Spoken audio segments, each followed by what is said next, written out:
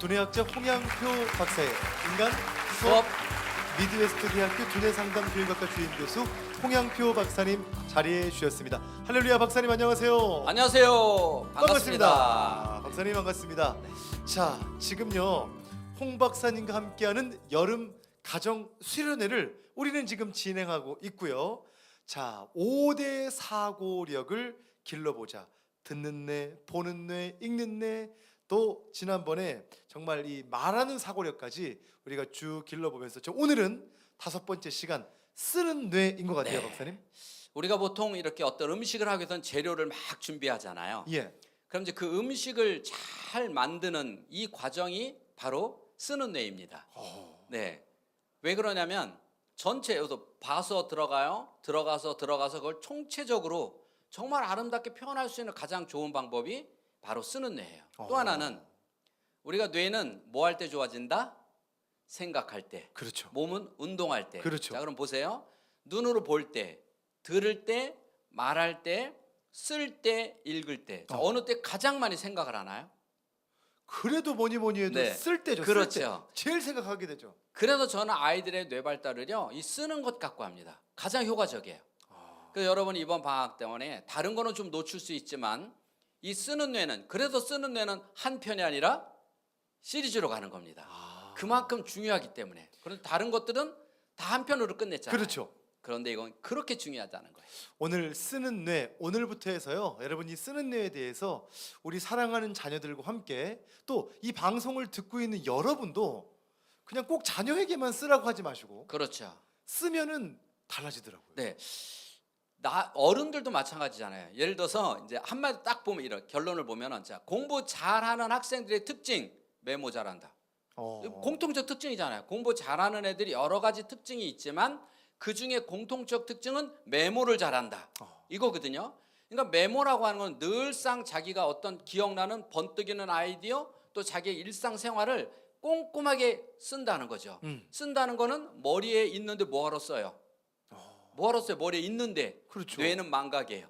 자꾸 잃어버리기 때문에 쓰면서 다시 한번 각인시키고 또 쓴 걸 보면서 각인시키고, 이렇게 해서 나의 생각을, 행동을 바꿀 수 있는 가장 좋은 방법이 바로 쓰는 뇌입니다. 자, 오늘 쓰는 뇌, 우리 사랑하는 자녀들과 함께 어떻게 하면은 이 쓰는 뇌, 먼저 이 쓰는 뇌의 중요성에 대해서 박사님 한번 설명해 주시면 좋을 것 같아요. 네, 그런데 만약에 이제 일기를 쓴다고 가정해 볼게요. 예. 아이가 일기를 썼는데 보니까 오늘 철수하고 싸웠다. 예를 썼어요. 내가 잘못도 안 했는데 철수가 먼저 때리는데 싸웠다. 내일은 가서 가만 안 둘 거다. 자, 이렇게 썼어요. 자, 이거는 어떻게 될까요? 얘가 이걸 내일 자면서까지도 이를 부드득 갈면서 어떻게 걔를 괴롭힐 건가? 그렇죠. 어떻게 때려줄 것인가에 대한 생각을 하게 된다는 거죠. 그렇죠. 자, 이거는 좋은 걸까요? 나쁜 걸까요? 나쁘죠. 네, 그러니까 글이 다 좋은 게 아니라 어떻게 글을 쓰게 하느냐가 정말 중요하다는 거예요. 어떤 마음가짐을 갖고 글을 쓰게 하느냐. 그리고 또 하나, 자, 내가 감상문을 쓰는데 감동을 받아야 되잖아요. 그렇죠. 근데 감동 받은 것처럼 썼어. 아. 자, 일기에 동생을 도와주지도 않았는데 도와준 것처럼 썼어. 다른 사람 보면 몰라요. 누구만 알아? 나만 알아요? 나만 알아요? 그럼 나는 어떻게 됐어요? 사람들이 잘 속아 넘어가네. 나도 모르게 얘는 뭐가 돼요? 거짓말쟁이가 되는 거예요. 야. 이 아무것도 아닌 것 같은데 이 글쓰기는 매일매일 규칙적으로 쓰기 때문에 사람이 바뀌는데 어떻게 바뀌는가, 이게 아주 중요한 거거든요. 여러분 이번 쭉 시리즈로 쓰는 이걸 들어보시면, 시리즈로 들어보시면, 우리 애를 이렇게 하면 좋겠다라고 하는 것.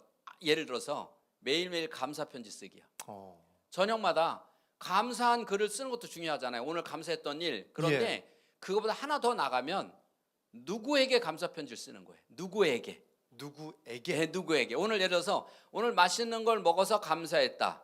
그렇죠. 이렇게 이거는 쓰는 게 아니라 일반적인 그렇죠. 감사죠. 누가 맛있는 걸 해줬냐는 거예요.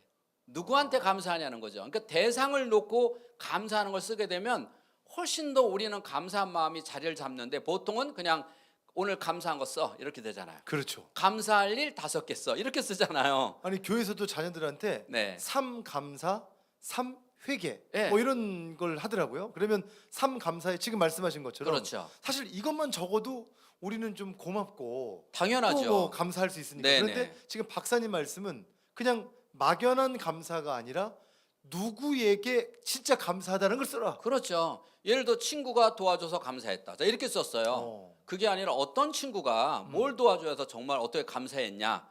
이렇게 조금만 이렇게 대상을 정해놓고 쓰게 된다면 쓰는 순간 그 친구에 대한 감사가 훨씬 크다는 거예요. 내가 감사한 생각을 쓰는데 그 생각이 어떤 사람의 대상에 대한 생각이 너무 큰 거죠.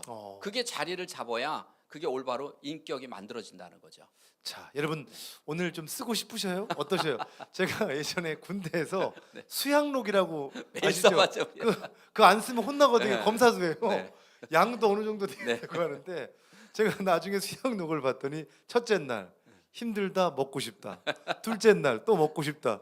셋째 날 이것도 먹고 싶다. 저것 이렇게 아주 단순했던 건데 근데 제가 여러분 그 아까 박사님 말씀드리면서도 저는 좀 느꼈던 게 그냥 생각 없이 그냥 막연하게 써야 되니까 쓰는 이 수준이 아니라 그러니까 누군가 나의 글을 또 볼 수도 있고 그렇죠. 또 누군가 내 마음을 좀 누군가에게 전해 볼 수 있는 훈련. 네. 저는 이제 방송을 하면서 네. 저희가 똑같이 이제 원고를 쓰거든요. 네. 극동방송에서 이제 저희 진행자가 원고를 써요. 네, 근데 이 원고를 쓸 때 그냥 저만 말하는 원고를 쓰는 거하고 또 이 원고를 글로 만들어서 전달해서 쓰는 거하고는 네.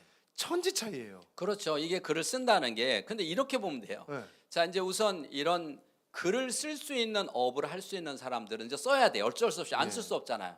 그럼 보통 어머니에게 한번 여쭤보는 거예요. 어머님들이 카톡 쓴 거 말고 카톡 쓴 거 말고 글을 언제 써봤나? 한번 생각해 보자는 거죠. 저희가 이제 그 청지기 리더십 캠프라고 제가 늘 봉사하잖아요. 거기는 캔디들이 이렇게 이제 새로운 사람들이 들어와요. 그럼 그 사람들에게 일일이 편지를 써야 되는데 단 손편지를 써야 돼요. 아, 새로 오는 분을 위해서 손편지를 써드려요. 그다음에 함께 봉사하는 사람들 위해서 편지를 써야 되는데 그것도 반드시 손편지를 써야 돼요. 엄청 스트레스예요. 생각해봐요. 손편지 쓴다는 게 쉬운 게 아니거든요. 근데 쓰고 나면 너무 행복한 거예요. 쓸 때는 너무 힘들지만 그럼 여러분들 한번 생각해 보시라는 거예요. 내가 그 사람의 편지를 썼어요. 근데 반대로 어떤 사람이 나에게 편지를 줬는데 읽어보니까 형식적으로 쓴 게 아니라 정말 진지하게 나한테 이 마음이 담겨 있어요. 그럼 그 사람 보면 어떻게 될까요? 지난번보다 호감도가 훨씬 더 훨씬 상승하죠. 그렇죠. 반갑고 안아주고 싶고 이런 생각이 나도 모르게 이 안에 자리를 잡는 거예요. 딱 나는 편지 하나 받았을 뿐인데 그런데 바꿔놓고 보니까 편지 하나가 아니에요. 그거 하나 쓰는 게 정말 쉬운 일이 아니에요. 대충 어떤 글을 써놓고 베끼는 게 아니라면 그 사람을 생각해야 그 사람에 맞는 글을 쓸 거 아니에요. 그렇게 생각을 하다 보니까 길이 금방 쓰는 게 아니라 시간이 걸려요. 그렇죠. 그리고 그 사람의 좋은 점을 찾아야 돼요. 여기다 쓰면서 너 내가 보니까 인간성 안 좋더라 이렇게 쓸 수는 없잖아요. 그렇죠. 좋은 점을 찾아야죠. 찾아 쓰다 보니까 그 사람이 정말 좋은 것처럼 느껴지고 나는 썼기만 했는데 받았기만 했는데 그 사람 내가 편지 쓴 사람이야. 반가워. 근데 어느 날 보니까 안 반갑게 이상하다? 내 편지 못 받나? 자, 이런 거 똑같은 거예요. 아니 여러분 지금 이 쓰는 사고력 했을 때요. 뭐 단순하게 카드를 적는다, 뭐 편지를 적는다, 일기를 쓴다, 뭐 여러 가지 분야에서 쓸 때 지금 여러분 이게 왜 필요한가? 혹시나 왜 필요할까요? 지금 전 박사님 말씀 들으면서 정말 이 쓰는 사고력이야말로 누군가와 소통하는 능력이 아닌가. 그러면 그래서 내가 그 사람에게 진지하게 정말 다가가고 싶을 때는 말로 하는 것보다는 글로 쓰는 게 정말 좋고 또 하나는 제가 필독을 좀 하고 있어요. 후회를 많이 하고 있습니다. 생각 같아서는 이까진가 뭐 신고야 이렇게 했는데 쓰다 보니까 갈겨 쓸 수가 없는 거예요. 빨리 쓸 수가 없는 거예요. 왜? 빨리 쓰니까 괜히 죄송한 거예요. 그래서 또박또박 쓰다 보니까 한쪽 쓰는데 30분이요. 그렇죠. 두 쪽 쓰면 1시간이에요. 자, 이걸 하루에 두 쪽씩 썼다? 1년을 가도 못 끝나는 거예요. 그래도 제가 마음을 비운 거예요. 그래, 빨리 쓰는 게 중요한 것이 아니라 마음이 들어가 있지 않냐. 마음. 편지 안에는 글 안에는 마음이 들어간다는 것. 이게 제일 중요하다는 거예요. 자, 저희가 이제 다음 주부터는 실제적인 어떤 쓰는 방법에 대해서 알려드릴 텐데 중요한 것은 오늘 이 쓰는 내가 왜 중요하고 그리고 우리 방송 가족들과 함께 정말 이 쓴다는 것이 얼마나 소중한 것인지. 그러면 예를 들어서 이렇게 생각해 보면 돼요. 우리 어머님 어렸을 적에 글 쓴 거 한번 생각해 보라는 거예요. 글 쓴 거. 지금 우리 아이 글 쓰는 거 한번 비교 분석해 보라는 거예요. 그래도 어머니 때는 학교 다니면 학교 끝나면 학교에서 방학 때만 되면 뭐 시켰어요? 의무적으로 시킨 게 독서 감상문 쓰기. 그렇죠. 아예 책도 정해줬어. 이런 책, 이런 책, 이런 책. 그거 필수였잖아요. 그다음 매일 뭐 썼어요? 일기. 매일 썼잖아요. 요즘 없잖아요. 안 쓰나요? 없죠. 네. 그래요? 네, 그러니까 아이들이 쓰는 게 없어요. 왜냐하면 아이들에게 그렇게 함부로 막 써라 할 수가 없어요, 교사들이. 그래서 안 돼요. 그러면 누가 해야 돼? 엄마가 해야죠. 우리가 해야죠. 막 쓰세요. 막 쓰라고. 여러분 우리가 저희가 아니, 해드릴게요. 이 좋은 건데 나쁜 게 아니라 좋은 건데 불구하고 아이들이 그러면은 아이들에게 맡기면 쓰고 싶겠어요? 안 쓰고 싶겠어요? 근데요 박사님 나는 이런 건 있어요. 네. 제가 아이 때가 생각이 나는 게요. 이런 설명을 듣고 네. 이런 좋은 점을 듣고 했으면 네. 아 좋은 거구나 이렇게 됐을 것 같아요. 그렇죠. 근데 그냥 갑자기 숙제야. 처음부터 숙제로 다가오니까 이게 또 자녀들의 입장에서는 이게 또 그럴 수 있죠. 근데 일기도요. 쓸 게 있는 날이 있고 없는 날이 있어요. 그렇죠. 자, 근데 없는 날도 써야 되니까 뇌를 어떻게 해야 돼? 짜야 돼요. 짜야 돼요. 이게 뇌 발달이에요. 근데 애들이 학교 갔다 학원 갔다 집에 왔다 무슨 매일 행복 뭐 얼마나 대단했다고 일기 중요한 거 있는 날만 써라 1년에 몇 번 쓰겠어요? 쓰지 않는 거예요. 습관이 안 들어요. 일기는 싫든 좋든 매일 써야 돼요. 다만 쓸 게 없는 날은 한 줄 쓰면 되죠. 한 줄. 그 대신 정성껏. 그래서 매일매일 쓰는 게 결국 뇌 발달에는 좋아요. 그럼 우리가 왜 쓰냐는 거죠. 왜 쓰냐? 첫째는 글을 쓰게 되면은 종합적 사고력, 전체적 배운 이 사고력이 종합적으로 아름다운 음식으로 만들어져요. 아름다운 음식으로. 아름다운 맛있는 음식으로 만들어질 수 있는 게 쓰는 뇌예요. 예. 두 번째는 이 글을 쓰면 사고력, 깊이 생각하기 때문에 학습 능력이 뛰어납니다. 학습 네, 능력까지. 그러니까 아이들이 글을 읽고 이해하는 능력이 뛰어나는데 글을 읽고 이해하는 능력이 뛰어나려면 글을 읽히는 것도 중요하지만 그런 내용을 글로 써봐야 그 내용을 진정으로 이해를 하는 거예요. 예. 왜? 글은 빨리 읽잖아요. 쓸 때는 천천히 생각하면서 쓰죠. 그러면 아이들이 대부분 시험을 보면 학년이 올라갈수록 문제가 복잡하고 다양하고 어렵잖아요. 그렇죠. 그 문제를 읽고 이해를 못해서 못 읽어서 못 쓰는 게 아니라 이해를 못해서 정답을 못 찾는 애들이 더 많잖아요.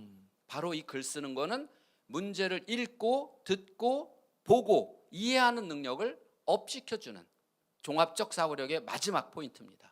자, 오늘 그러면 그 기대감을 갖고 제가 다음 주부터 네. 정말 하나하나 몇 주간에 걸쳐서 실제 쓰는 뇌를 발달시키는 방법들을 제가 알려드릴 텐데요. 오늘 마무리 한번 해주시면 좋겠습니다, 박사님. 여러분 그 쓰는 뇌가 얼마나 중요한지 또 어느 날부터 우리 주변에서 쓰는 게 서서히 물 빠져나가듯이 이렇게 흘러나가서 없어요. 여러분 그게 얼마나 중요한지 우리가 이번 들었고 나면 다시 한번 여러분 자녀들에게 여러분도 마찬가지로 쓰는 뇌를 활성화시켜 보시기 바라겠습니다. 네, 저는 오늘 박사님 말씀 들으면서 전혀 생각하지도 못했는데 글을 쓸 때 그냥 막 쓰면은 안 되는 거구나. 이것도 제가 오늘 뭐 당연한 건데 마음을 담아야 된다. 그렇죠. 마음을 담고 그 사람에게 단점을 쓰는 게 아니라 장점을 쓰고 항상 그는 좋은 쪽으로 쓰잖아요.